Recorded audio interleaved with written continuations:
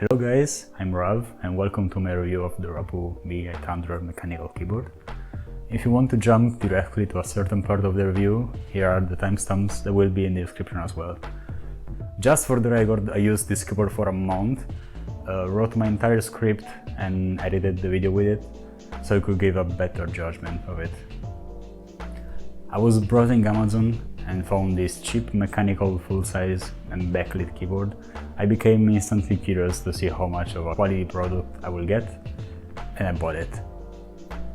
After that, I did some research and found out that it's not new by any means.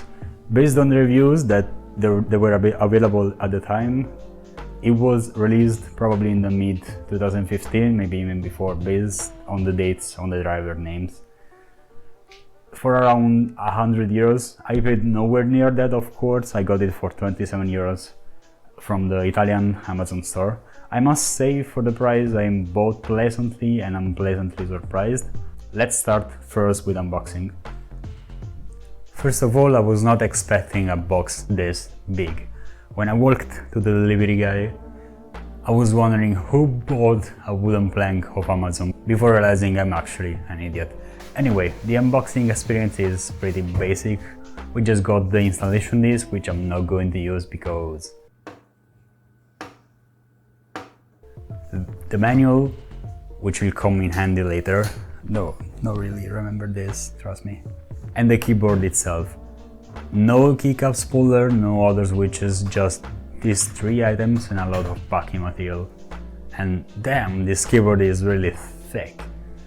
It weighs 1500 kilograms or about 3.3 pounds more or less, and its dimensions are 50 by 19 by 4 centimeters.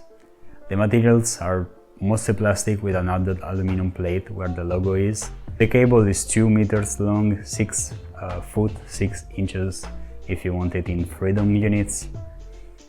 It's braided and it's of decent quality but nothing special. Same things goes with the connector.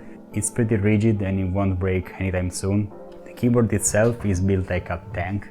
I tried it to flex it a little bit, but thanks to its thickness, there was basically zero flex whatsoever. It also has some pretty long feet that you can fold out if you want to write with your keyboard steeper if you're more comfortable like that. It's a full size with 5 extra programmable keys on the left, which I advise you to program like with multimedia control through the software because the keyboard lacks media controls by default. So maybe like G1 for raising the volume, G2 for lowering the volume, and so on, making it a total of 113 keys, all programmable except the 4 in the upper corner because they already have some basic function assigned to them, respectively from the right. Game mode, more on that later, don't worry about that for now.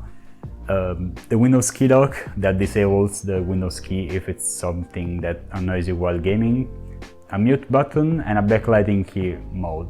Speaking of which, there are 4 levels of brightness. One with the LEDs turned off and a breathing effect.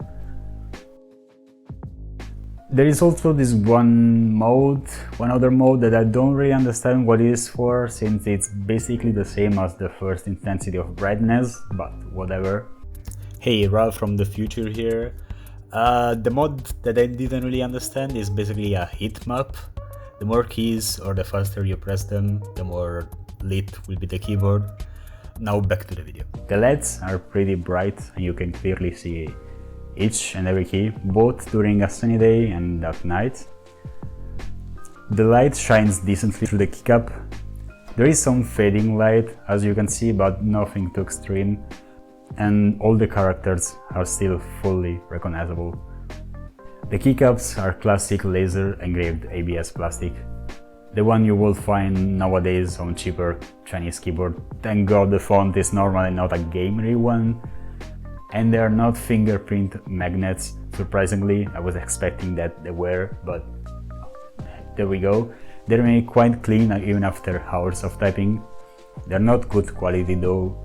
You can see many imperfections on many of them, but fortunately they're on the edges, and it isn't really easy to see or under the keycap. It's to be expected at this price point, but it's still there and I need to address it. The stabilization on the keycaps is not bad on normal size ones, but it's an issue on bigger ones. Pressing the right shift, spacebar or backspace on the corners is heavier than pressing it near the center. At least it still goes down smoothly without getting stuck to anything or like scratching to other keys, so there's that. The attach underneath the keycap is a Cherry MX compatible, of course, so you can change the keycaps down the line if it's your thing. Also, the contour under some of the keycap is a bit different, structurally speaking. They look weaker, but I'm sure it's not like that, since they feel sturdy enough. I'm not sure if this is an error or intentional, since you can find the cross design under some and the circle one under the rest. The Rapoo V800 is equipped with the now discontinued Kali yellow switches. They are linear switches similar to Otemu red, or more famously Cherry MX red. For the sake of comparison, since they are found on more budget options, we will confirm them to Otemu red. Keep in mind that I'm not talking about feeling or sound or anything else, I'm just talking about specs, so please keep down your torches and pitchforks for now. The Kali yellow is rated at 60 million presses, and the Otemu red is dead of 50 million presses. Both are good, like you'll probably never press a key 50 million times in your lifetime. So both keys have a travel of 4 mm and an actuation point of 2 mm. The Otemu red are a little lighter, just a little bit, at 47 grams instead of 50 grams. I don't know where to put this sentence, so I'll just slap it here. The keyboard itself also has a functioning Anki rollover, as you can see from these two screenshots. The feeling isn't great, but it's not too bad either. What does the decimeter say? 3.6 Rontgen, but that's as high as the meter. 3.6. Not great, not terrible. When pressed fast, like when typing or playing rhythm games and similar stuff, the key feels nice and smooth enough, but when pressed slowly you can feel that it's a bit scratchy. Fortunately not scratchy enough to feel heavier when pressed down.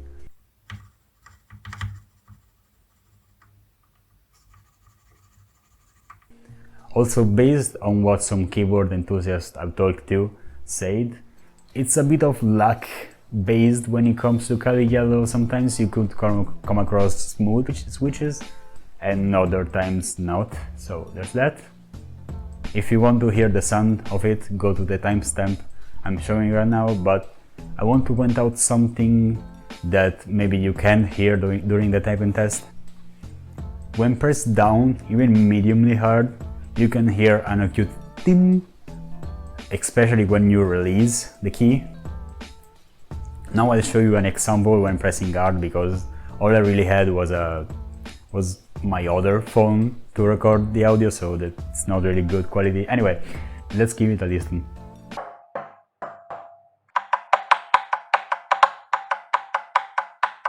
It's really annoying in my opinion. It ruins the whole typing experience sound-wise. If you have a map or a rag under the keyboard though, it's reduced by a lot. If you simply don't mind or are used to wear headphones or listening to music while typing, it's mostly fine, since you can block most of the acute dings. So, software, where do I start?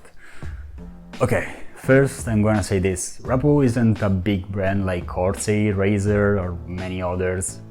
It's not one of the big boys. Maybe it's a little bit bigger in China, but like Europe, USA, not so much. So you can find many infos online if you have a problem with your keyboard. Support is trash still, reading from some of the forums posts I found. If you Google Rapoo V800 driver, you'll see two different sites popping up. The first one is rapoo.com. The other one, the third result for me, maybe for you is different, is the vpro-gaming.com. vpro is a lineup of gaming products by Rapoo, just for clarity, so they're owned by them too. Also strangely, the rapoo.com site Also has a section for vPro products too, like a super edgy and try-hard one, but anyway, both sides redirect you to seemingly the same keyboard. But if you look at the downloaded file names, you'll see that the one downloaded from vpro-gaming.com is more recent. Also, if you install it, you'll see that it has correct graphics representing the keyboard, unlike the other driver from the Rapoo.com site. Also has more languages apart from English and Chinese. So what's happening here? My theory is Rapoo released the V800 as a China-only product 1 or 2 years before releasing an updated version of it to the rest of the world. And for some reason didn't put the correct driver on the official website, but only on the vPro-gaming one, which also looks like it's being kind of abandoned. I have no idea why. I could be wrong, but I found almost zero information about the older V800. Moving on from this mess, let's speak about another one. Yay! I'll say it loud and clear now. Do you see this M key, the game mode I was talking about before? Yeah, you need to keep it active if you want to use different lighting modes and the macros you created. Why am I telling you this? Well, they buried this information in the end of the manual, wrote in a small ass font, and is not written anywhere in the software, in both versions of it. Why the hell someone will do that? It's such a bad design. I spent 2 hours trying to figure it out, and it was on the end of the manual. Okay, with that out of the way, let's go to the typing test.